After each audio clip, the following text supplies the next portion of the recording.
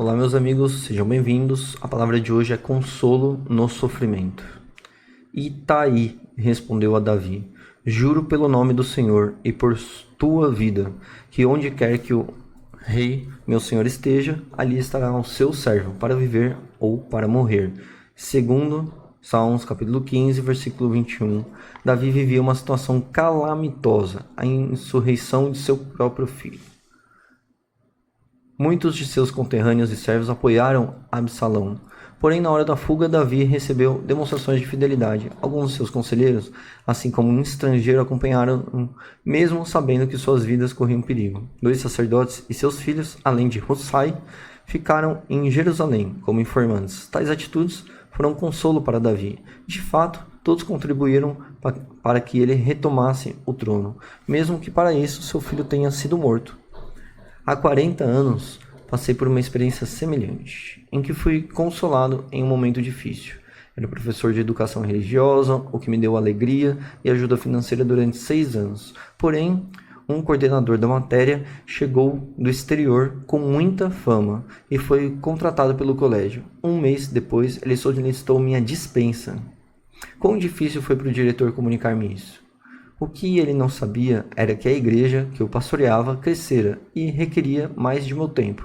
3 anos depois, o diretor pagou minha hospedagem no congresso do qual participamos, pedindo perdão por ter me despedido. Respondi que não tinha ficado ofendido e que, na verdade, ele tinha sido usado por Deus, pois a igreja precisava mais de mim.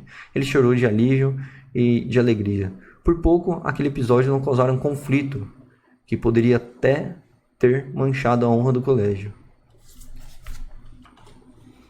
Não importa o que estejamos passando, Deus sempre tem recursos para nos socorrer e nos consolar. Nessas horas, descobrimos quem são nossos verdadeiros amigos, pois muitas vezes eles acabam sendo os portadores do conforto divino.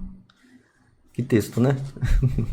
Primeiro ele fala ali sobre Davi e a insurreição do filho, né? E tinha a fuga, né, do povo dele, e por mais que existiu fidelidade ali. Todos ali, de fato, eles contribuíram para que ele retomasse ao trono, mesmo que para isso seu filho tenha sido morto, né? Então, o próprio autor falando do texto fala que ele passou uma situação semelhante, né? Sobre o próprio ser professor de educação religiosa, né? Porém, um outro funcionário ali foi contratado no colégio, né, para ser coordenador, etc e tal, e acabou demitindo esse professor, né, que é o autor do texto em si. E o que acontece é que ele tinha diminuído, né, não só interesse pelo trabalho, mas sim sua energia. A energia dele estava toda focada no seu outro projeto, que era a igreja, que ele estava pastoreando, né, que acabou crescendo. Então, tem coisas que às vezes acontecem que, né, às vezes é para o bem, né? E, bem, Deus, que nem ele fala, sempre tem recursos para nos socorrer e nos consolar. Ao passo que ele foi demitido, a igreja também cresceu bastante, né? Ao passo que o filho de Davi precisasse ser morto, né, ele retornaria ao trono. Mas qual que é o preço para se pagar por isso?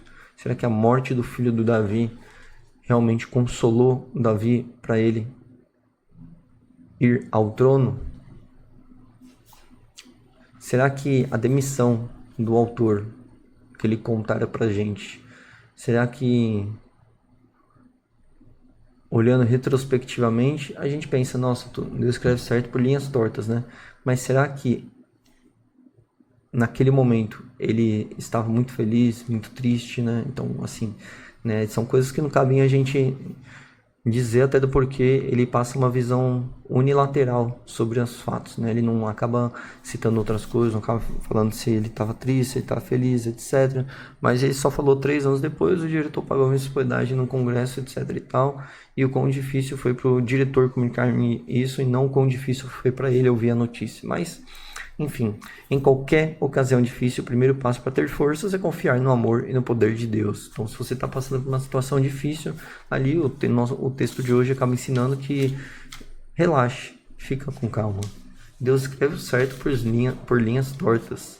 E por mais que coisas aconteçam que o coloque em xeque os seus valores, as suas verdades, a sua alma, pense duas vezes antes de agir, de tomar decisões precipitadas, né? Será que